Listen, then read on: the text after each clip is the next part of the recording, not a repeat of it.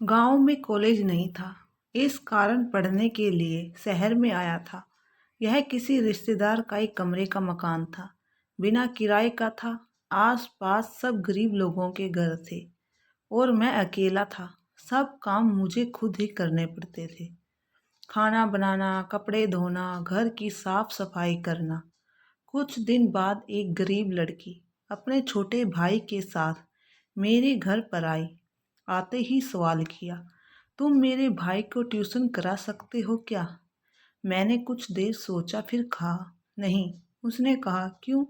मैंने कहा, टाइम नहीं है, मेरी पढ़ाई डिस्टर्ब होगी। उसने कहा, बदले में मैं तुम्हें खाना बना कर दूंगी। शायद उसे पता था कि मैं खाना खुद पकाता हूँ। मैंने कोई जवाब नहीं दिया तो वह और लालच देकर बोली, बर्तन भी साफ कर दूंगी। अब मुझे भी लालच आ ही गया। मैंने कहा, कपड़े भी धो दो तो पड़ा दूंगा। वो मान गई। इस तरह से उसका रोज घर में आना जाना होने लगा। वो काम करती रहती और मैं उसके भाई को पढ़ा रहा होता। ज़्यादा बात नहीं होती। उसका भाई 8वीं कक्षा में था। खूब होशियार था। इस कारण ज़्यादा माथापच्ची नहीं करनी पड़ती थी। कभी कभी वह घर की सफाई भी कर लिया करती थी। दिन गुजरने लगे। एक रोज शाम को वो मेरे घर आई तो उसके हाथ में एक बड़ी सी कुल्फी थी। मुझे दी तो मैंने पूछ लिया, कहाँ से ले आई हो? उसने कहा, घर से। आज बरसात हो गई तो कुल्फियाँ नहीं बिकी। इतना कहकर वह उदास हो गई। फिर मैंने कहा, मगर तुम्हारे पापा तो समोसे कचौरी का ठेला लगाते हैं। उसने कहा, वो सर्दियों में समोसे कचौरी और गर्मियों में कुल्फ़ी। और आज बरसात हो गई तो कुल्फ़ी नहीं बिकी। मतलब ठंड के कारण लोग कुल्फ़ी नहीं खाते। ओह! मैंने गहरी सांस छोड़ी।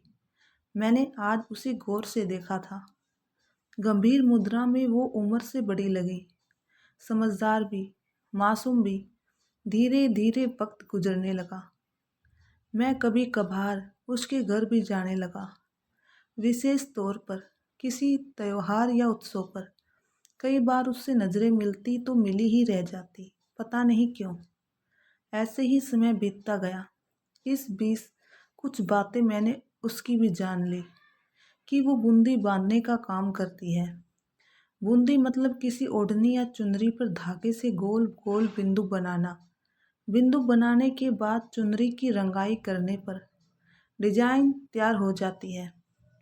मैंने बूंदी बांधने का काम करते उसे बहुत बार देखा था। एक दिन मैंने उससे पूछ लिया, ये काम तुम क्यों करती हो? वह बोली, पैसे मिलते हैं।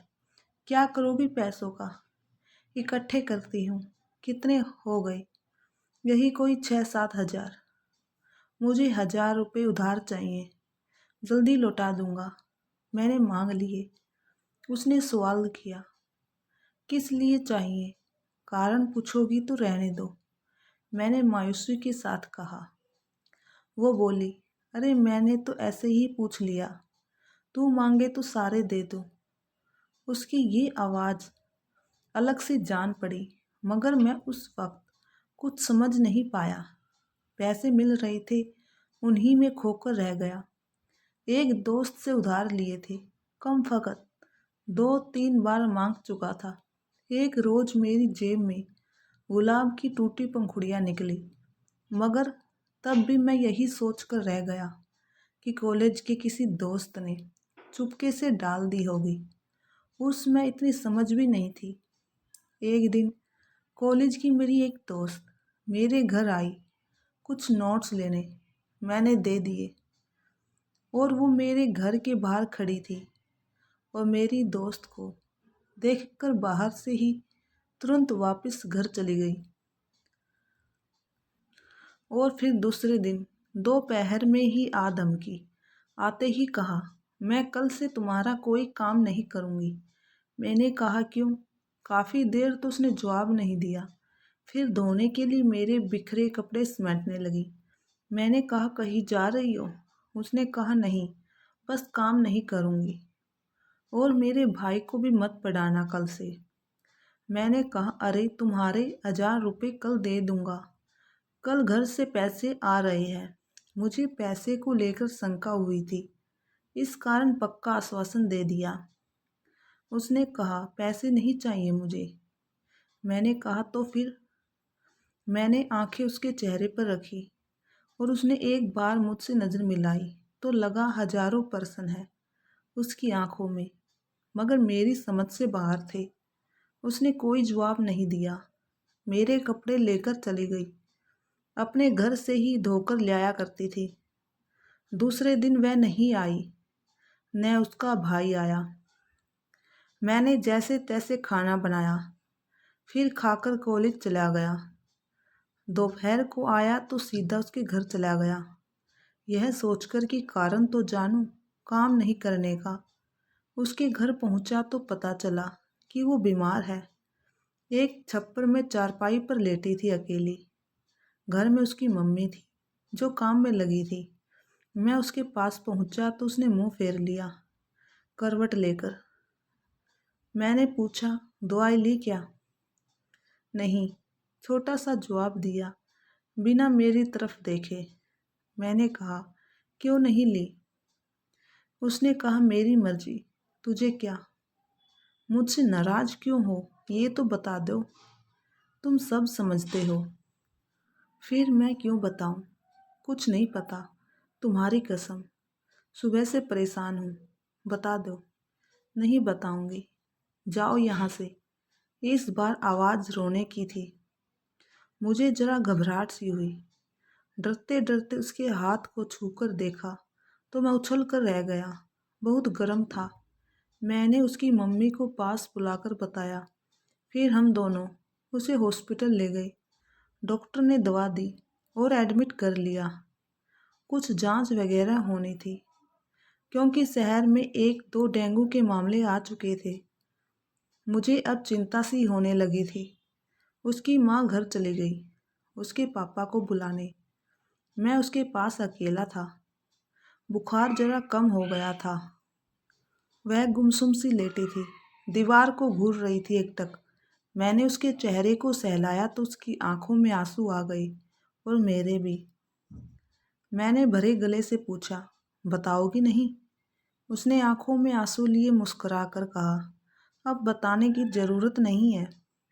पता चल गया है कि तुम मेरी परवाह है ना? मेरे ओठों से अपने आप ही एक अल्फाज निकला, बहुत। उसने कहा, बस अब मैं मर भी जाऊं तो कोई गिला नहीं। उसने मेरे हाथ को कसकर दबाते हुए कहा। उसके इस वाक्य का कोई जवाब मेरे लबों से नहीं निकला, मगर आंखें भी थी जो जवाब को संभाल न सकी, बरस पड़ी। वह उठकर बैठ गई और बोली, रोता क्यों है पागल? मैंने जिस दिन पहली बार तेरे लिए रोटी बनाई थी उसी दिन से चाहती हूँ तुझे। एक तू था पागल, कुछ समझने में इतना वक्त ले गया। फिर उसने अपने साथ मेरे आंसू भी पोंछे। फिर थोड़ी देर बाद उसके घर वाले आ गए। रात हो गई थी। उसकी हालत में कोई सुधार नहीं हुआ। फिर देर रात तक उसकी बीमारी की रिपोर्ट आ गई। बताया गया कि उसे डेंगू है। और ये जानकर आग सी लग गई मेरे सीने में। खून की कमी हो गई थी उसे, पर खुदा का शुक्र है कि मेरा खून मैच हो गया था। उसका भी 2 बोतल खून दिया मैंने तो जरा सुकून सा मिला दिल को। उस रात वह अचेत सी रही, बार बार अचेत अवस्था में उल्टियाँ कर देती थी। मैं 1 मिनट भी नहीं सोया उस रात। डॉक्टरों ने दूसरे दिन बताया कि रक्त में प्लेटलेट्स की संख्या तेजी से कम हो रही है, खून और देना होगा। डेंगू का वायरस खून का थक्का बनाने वाली प्लेटलेट्स पर हमला करती है। अगर प्लेटलेट्स खत्म तो पूरे शरीर के अंदरूनी अंगों से खून का रिसाव शुरू हो जाता है। फिर बचने का कोई चांस नहीं। मैंने अपना और खून देने का आग्रह किया, मगर रात को दिया था, इस कारण डॉक्टर ने मना कर दिया। फिर मैंने मेरे कॉलेज के 2-4 दोस्तों को बुलाया। साले 10 एक साथ आ गए। सुकून दिया, हिम्मत बंधाई। पैसों की ज़रूरत हो तो देने का आश्वासन दिया और चले गए। उस वक्त पता चला दोस्त होना भी कितना ज़रूरी है। पैसों की कमी नहीं थी, घर से आ गए थे। दूसरे दिन की रात को वो कुछ ठीक दिखी, बातें भी करने लगी। रात को सब सोए थे, मैं उसके पास बैठा जाग रहा था। उसने मुझे कहा, पागल बीमार मैं हूँ, तू नहीं, फिर ऐसी हालत क्यों बना ली है तुमने? मैंने कहा, तू ठीक हो जा, मैं तो नहाते ही ठीक हो जाऊंगा। उसने उदास होकर पूछा, एक बात बता। मैंने कहा, क्या? उसने कहा, मैंने एक दिन तुम्हारी जेब में गुलाब डाला था, तुझे मिला? मैंने कहा, सिर्फ पंखुड़ियाँ मिली थी। हाँ, उसने कहा, कुछ समझते थे? नहीं। क्यों? सोचा था कॉलेज के किसी दोस्त की मजाक है। और वो रोटियाँ? कौन सी? दिल के आकार वाली। अब समझ में आ रहा है, बुद्धू हो। हाँ। फिर वह हंसी, काफी देर तक, निश्चल मासूम हंसी। कल सोए थे क्या? नहीं। अब सो जाओ, मैं ठीक हूँ, मुझे कुछ नहीं होगा। सचमुच नींद आ रही थी, मगर मैं सोया नहीं, मगर वह सो गई। फिर घंटे भर बाद वापस जाग गई। मैं ऊँध रहा था। सुनो। हाँ, मैं नींद में ही बोला, ये बताओ, ये बीमारी छूने से किसी को लग सकती है क्या? नहीं, सिर्फ एडिज मच्छर के काटने से लगती है। इधर आओ। मैं उसके करीब आ गया। एक बार गले लग जाओ, अगर मर गई तो ये आरज़ू बाकी न रह जाए।